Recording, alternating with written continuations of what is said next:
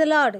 మన ప్రభువు అయిన యేసుక్రీస్తు పరిశుద్ధమైనటువంటి నామంలో ఈ ఉదయకాలపు కృపావార్తను వింటున్నటువంటి మీ అందరికీ దేవుని పేరట వందనాలు చెల్లిస్తూ ఉన్నాను. అందరు బాగున్నారా? మరి పూట ప్రభు మనకిచ్చినటువంటి వాక్యాన్ని మనము పరిశుద్ధ గ్రంథంలో చదువుకుందాం. హగ్గయి గ్రంథము 2వ అధ్యాయము 5వ వాక్యాన్ని మనము చదువుదాం.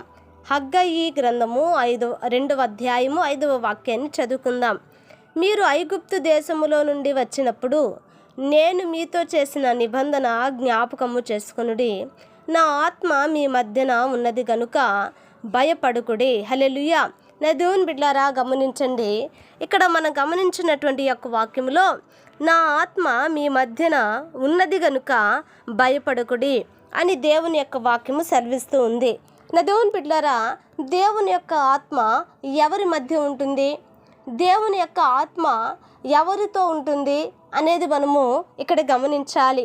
వాక్యములో చాలా స్పష్టంగా రాయబడినటువంటి మాట, మీరు ఐగుప్తు దేశములో నుండి వచ్చినప్పుడు నేను మీతో చేసిన నిబంధనను జ్ఞాపకము చేసుకున్నది. అంటే ఎవరట?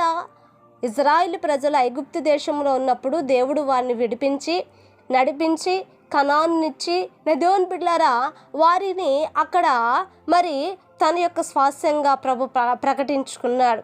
ఈ యొక్క సంగతులన్నీ మనకు తెలుసు.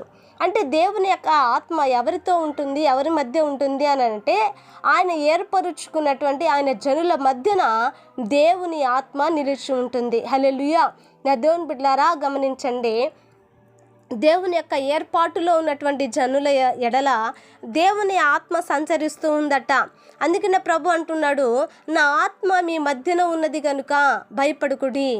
ఆయన పరిశుద్ధాత్మ దేవుడు మనతో ఉన్నాడు కనుక మనము భయపడకూడదు అని దేవుని యొక్క లేఖనాలు చాలా స్పష్టముగా మనకు తెలియపరుస్తూ ఉన్నాయండి. కనుక ఈ రోజున నా దేవుని బిడ్డలారా, మనము కూడా ఏర్పరచబడినటువంటి జనాంగం అయితే, మన కుటుంబం కూడా దేవుడు ఏర్పరచుకున్నటువంటి కుటుంబం అయితే, మనలను కూడా ప్రభు ఏర్పరచుకుని కానీ ఉండుంటే నా దేవుని బిడ్డలారా, మనకు దేవుని యొక్క ఆత్మ నిత్యము తోడుగా ఉంటుంది. మన కుటుంబంలో ఆ ఆత్మ దేవుడు సంచరిస్తాడు.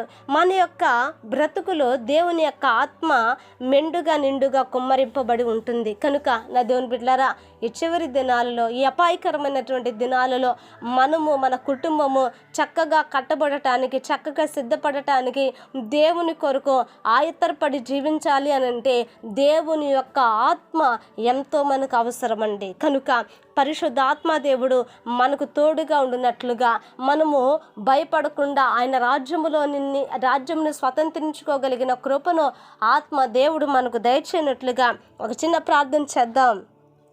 మహాపరిశుద్ధుడైన మా తండ్రి, కృపగలిగిన దేవానికి వందనాలు.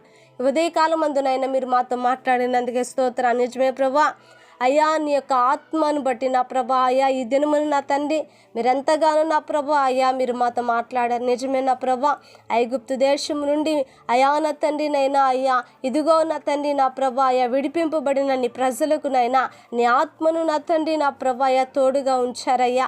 అలాగే నా ప్రభా బంధకాలలో, చెరలో, లోకములో బంధించబడిన వారు ఎంతోమంది ఉన్నారు నైనా. వారందరూ కూడా ఆ కట్లలో నుంచి నేను విడిపింపబడి నా ప్రభా నీ కొరకు బ్రతకటానికి ఇష్టపడినప్పుడు నైనా నీ ఆత్మ వారికి తోడుగా ఉంచే దేవా నీకు వందనాలు చెల్లిస్తున్నాను. ఈ రోజున నా తండ్రి ఈ వాక్యం ద్వారా నా ప్రభానైనా అయ్యా ఇదిగో నా తండ్రి మేము కూడా పరిశుద్ధ ఆత్మకు నా ప్రభా మేము లోబడినట్లుగా ఆ ఆత్మనునైనా నా తండ్రి మేము కూడా నా తండ్రి సంపాదించుకోవటానికి సహాయం చేయండి. ఈ వాక్యం వింటున్న ప్రతి వారిని మీరు ఆశీర్వదించి దీవించి కృప చూపి నడిపించమని యేసు నామమున అడిగి వేడుకొంచున్నాము తండ్రి. ఆమేన్. Praise the Lord. దేవుని కృప మీకు తోడై ఉండును కాక.